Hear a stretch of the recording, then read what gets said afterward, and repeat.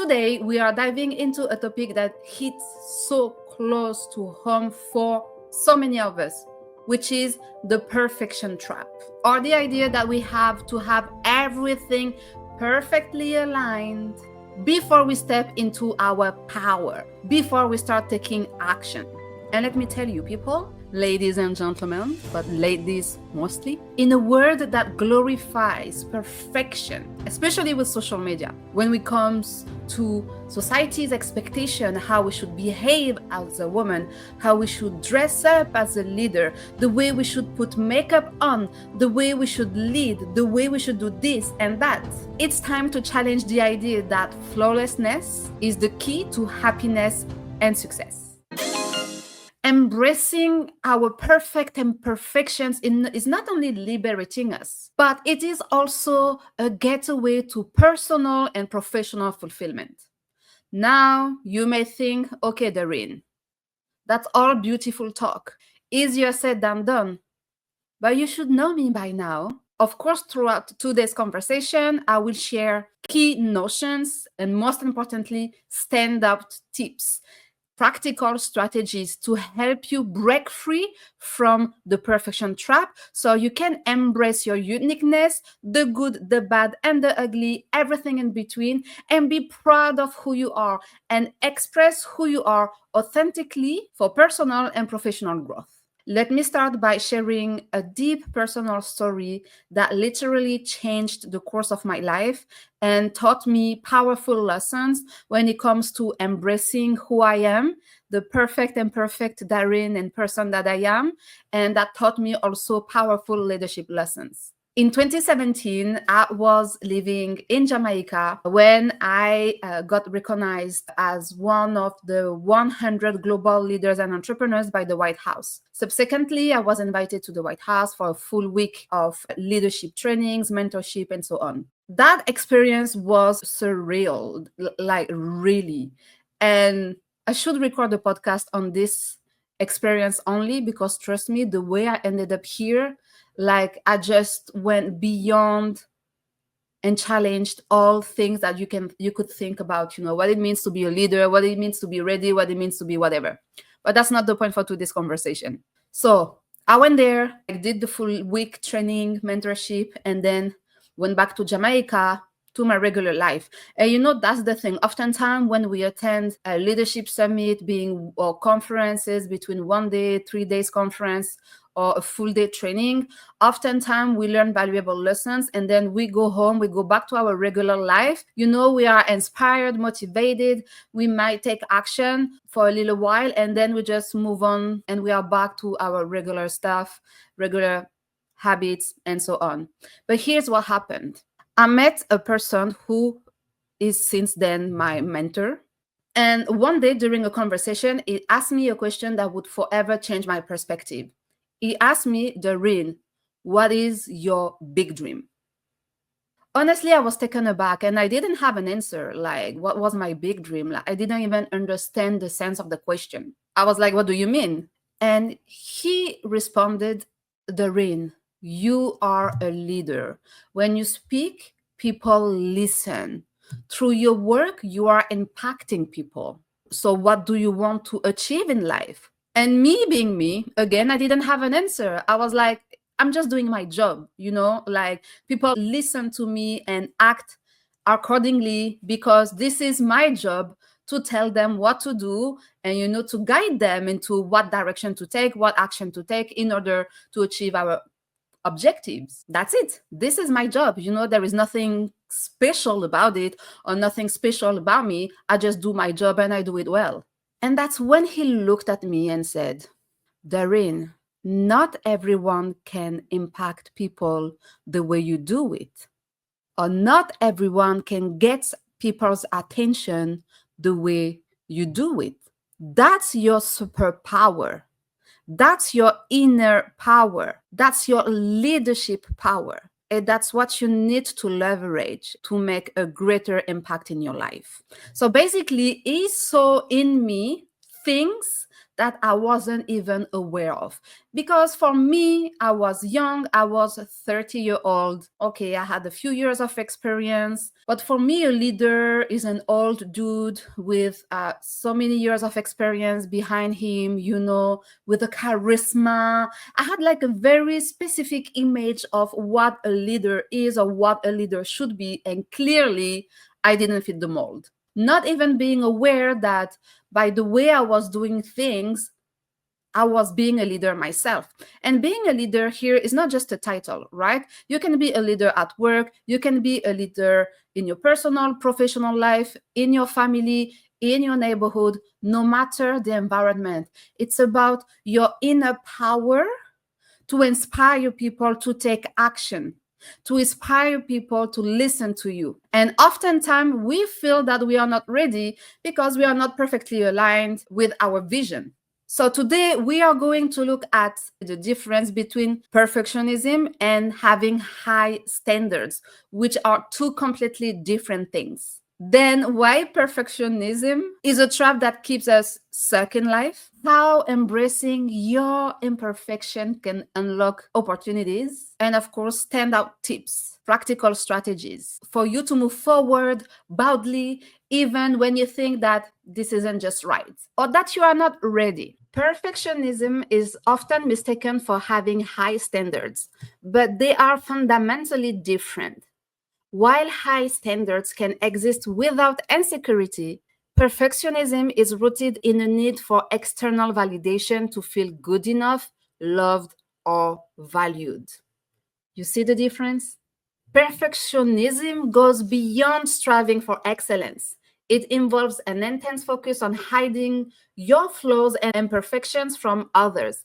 It is, in reality, a relational trait linked to self esteem issues, emerging from social interaction and the inner dialogues that you have with yourself. So, perfectionism is a mindset, it's a way of hiding your flaws because you feel insecure about it, and you may fear judgment. You may need approval from others in order to feel validated, when actually having high standards, it's more practical. And again, looking to get things done without being perfect doesn't mean lowering your standards. It means understanding what needs to be done to progress towards those standards. And oftentimes, perfectionism keeps you in a space where nothing grows because it is never enough.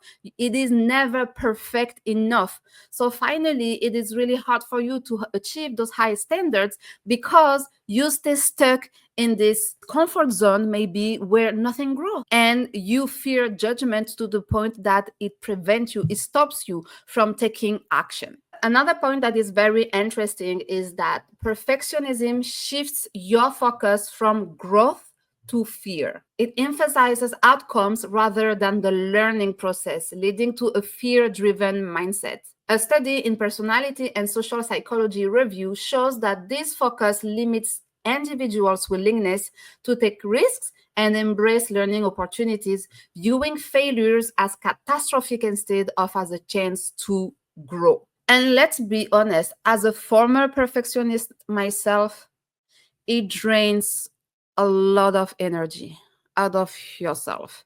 And it is time consuming. When you go and look at the little detail and the detail of the detail of the detail of the details, then by the time you are eventually, because it's not even guaranteed that you will be satisfied by the outcome, but by the time you look at those micro details, then other people have moved forward and they are ahead of you while you're still focusing on the details of the details. And this is where also it prevents you from growing. It's because other people are taking action faster. They don't look for perfection, they look for progress. And so they are seizing opportunities ahead of you, and they are growing more than you could grow because they are not focusing on the details. And the details don't help us move forward. Progress does. So, growing is hard and staying stuck is hard too. So, at some point, you have to choose your hard and you have to choose wisely. And I'm not saying it's easy, it is not Oh, trust me, yes, it is time consuming and it takes a lot of energy to be perfectionist, but it also does take a lot of energy to move beyond that limiting belief. So now let's take a look at how embracing imperfections can lead to unlock opportunities for yourself, your personal and your professional life. When imperfection is welcomed, failure transforms from a setback into a stepping stone. You see the mindset shift here? This aligns with psychologist Carol Dweck's concept of the growth mindset versus the fixed mindset, which emphasize learning and evolving over time rather than clinging to rigid standards. Another advantage of embracing imperfection is that it helps you build resilience through failure. As I said, often perfectionists fear failure. This is the end of the world for them. It used to be the end of the world for me. But embracing imperfection reframes it as an opportunity to grow stronger. Each misstep becomes a lesson, helping you develop grit and resilience that pave the way for future success. You know, I'm an immigrant woman. I'm an immigrant to Canada. And something that I discuss a lot with many other immigrants is how strong and resilient we are. We are not strong and resilient because we are built differently than people who were born and raised in Canada. We are resilient because of all the obstacles we overcome at some point in our life. We built resilience through all the failures we went through as immigrants in order to start a career, build a successful career, find a first job, build your network, and adjust yourself to the Canadian culture. This is a learning process that is tough. This is a learning process that is hard. And as of today, I can tell you, this girl here is a freaking strong one. Again, not because I was built differently, but because I went through so much hardship in order to be successful in this country that I have reached a point where even when I fail, and God knows that I fail often. And oftentimes I share it with you on Instagram, right? If you don't follow me on Instagram, what are you waiting for, people? It's not easy, but does it stop me? Does going through a failure stop me from moving forward? Not anymore. Am I looking to get things perfect rather than progress and learning? Not anymore.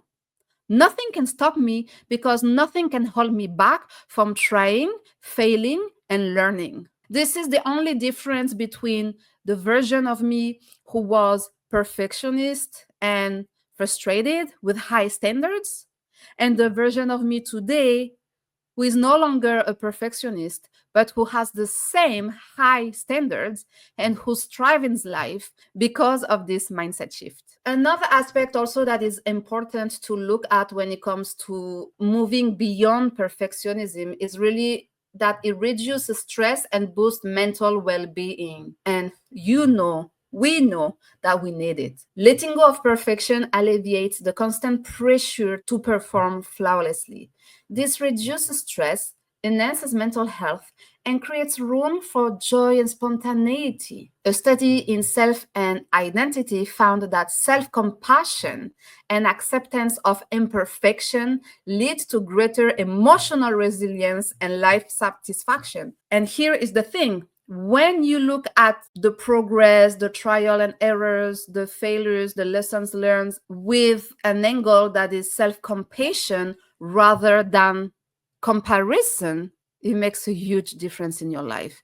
And trust me, the weight that you carry on your shoulder is gone because you are compassionate towards yourself instead of dragging you down by comparing yourself to others. So now that I have shared how, embracing imperfection can lead to positive outcome for yourself, let's dive into the standout tips to help you embrace imperfection. What can you do from a practical perspective on a daily basis? First of all, reframe failure as learning. Again, easier said than done, but take that energy, that same energy that you spend trying to be perfect, and use it to make that mindset shift where you reframe failure as a lesson. It takes a lot of energy at the beginning, but when you will feel the outcome of this mindset shift, trust me, there is no way that you will want to go back to your former self. The lessons that you learn through trial and errors are data. Just take it as data. Okay, data that are giving you information about what should be done differently, what should be improved, or what you should stop to be doing. That's it. That's all. It is that simple. There is no need to overcomplicate it. Number two, set realistic goals. And here the idea is to focus on the progress. So the stepstones that you achieve towards your high standards, towards your higher objective. If you stay only focused on the higher objective, your high standards, and that you expect taking one step or taking one action and reach that higher objective, you will spend your life being frustrated, because the higher your standards, the more steps it takes to get there. This is a hard lesson that I have learned also. And I have learned that lesson through multiple burnout and breakdown. I was constantly frustrated, and I would keep pushing myself again and again and again to the point of exhaustion, because the action that would take wouldn't lead me to that high standard, to that highest outcome. And after I went through burnout a couple of times, I realized that it's not about that mega step that you take towards those high standards. It's all about the mini step that you take every day, the actions that you take every day, and the lessons that you learn every day that will take you slowly but surely to those higher outcomes and standards. It doesn't happen overnight. And the time that you spend focusing on the tiny little details to make it perfect, this time is wasted because you are not learning, you are not progressing. There is a compound effect here. The compound effect is the result of all the actions and lessons that you learn every day over a period of time that will help you reach the top. It's not the big step that you will take tomorrow, the big perfect step, the big perfect action that you are trying to craft and to take tomorrow in order to reach that high standard, because it's not going to happen. I'm giving you tough love here, but I want you to be successful, to feel good, to do good, and to thrive in your personal and your professional life. As part of this mindset of progress over perfection, another strategy is to celebrate the small wins. I used to hide. It's not even that I didn't talk about it. I used to hide all my wins. I didn't want people to be aware of my wins because they were not the big win I was aiming for. They were just like small wins that I even didn't care about because I was targeting that big win. But I wasted so much time, energy, and years working, keeping my head down, neglecting, ignoring, hiding all the wins because I had my eyes on the big goal. And I'm not telling you to not keep your eyes on the big goal, but I'm telling you to celebrate everything, every little tiny wins along the way, because ultimately it makes the process more enjoyable and less stressful. You want to celebrate yourself. You want to celebrate yourself. We don't celebrate ourselves, especially as perfectionists, high achievers, because it is never good enough. But let me tell you now, when I achieve a small win, I will treat myself with chocolate. I will treat myself with a little tour to Sephora. I will treat myself with me time, self-care. I will tell my close circle, okay? Hey guys, I have something to tell you. I have achieved that. And they will cheer me on. They will be, yeah, girl, you go. This is what you want. This is what life is supposed to be about. And this is what, success is supposed to be about. It's supposed to be something enjoyable rather than something stressful. When you learn this mindset shift, this is something that needs to happen here in your head, and you are the only one in control. But when you make that shift happen, trust me, life is much more enjoyable. And last standout tip, adopt the 80-20 rule. The 80-20 rule is known in marketing, but here is how you can apply the principle to your life. The 80-20 rule is about recognizing that most of the time, 80% of the time, perfection is not necessary. Nobody cares. And that it is 20% of the work that you do, a 20% of the work that you do that is good enough that will make you progress most part of the time. Is that clear? Let me know in the comments. If you have any questions, any comment about this tip, let me know and I will be happy to address your specific questions or to provide you further details about it. And last but not least, practice vulnerability. Up to not so long ago, and because I was working at some point in my career at the highest level of business and politics, for me, it was impossible to show vulnerability. It was a weakness. It was a sign that I wasn't good enough. I didn't have what it takes to handle the pressure. So I will always portray this strong woman, very serious, not smiling, not talking, except, when it was my work to do so. This was my poker face. And so I wanted to showcase that I was so strong and powerful that I will never let any emotion show on my face, in my behavior, whatever. I would go behind closed door, cry myself out, and go back to work like nothing had happened, but never showcased vulnerability in public. Until one day, if you are in Canada, you probably know BDC, which is which is the biggest bank for entrepreneurs across the country. And I was leading a high level session with the senior directors and so on at BDC on women entrepreneurship. And a few minutes after I started my presentation, I could feel it, coming up, coming up, coming up, coming up. And just a few minutes after starting my presentation, I couldn't hold it anymore. And I started crying in front of everyone. And the room was packed. And I couldn't stop crying. And people, they were like looking at me like, what's going on? What's happening? And I even drink water, like, I grabbed the glass of water for someone in the room.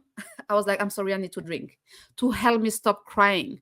This is when I started to speak up. And I said in front of everyone, crying, I do apologize. I am exhausted and I can no longer handle it. And it makes me emotional when I think about it because it reminds me how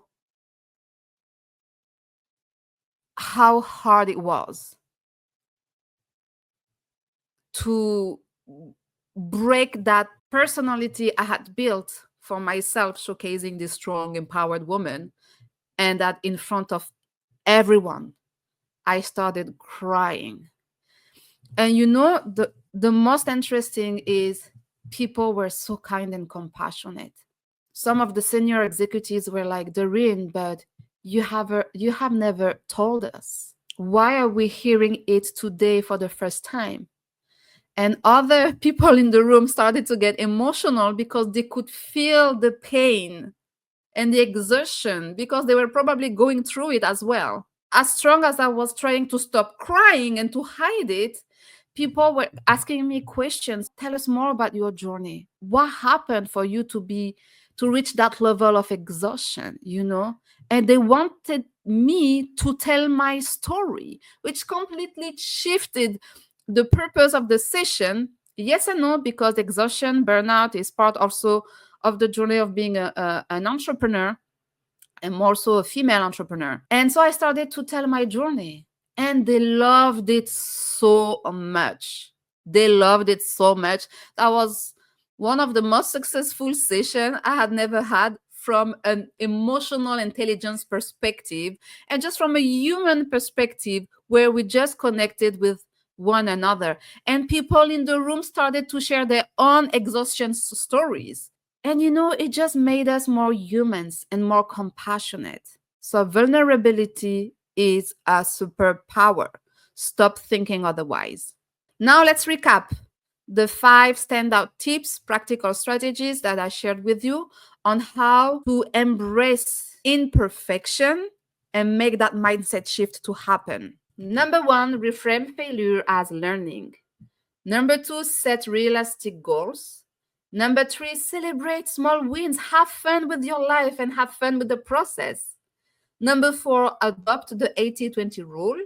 And number 5, practice vulnerability. The more you share your challenge, the more you will become relatable, the more you will feel empowered and you will be inspiring to others.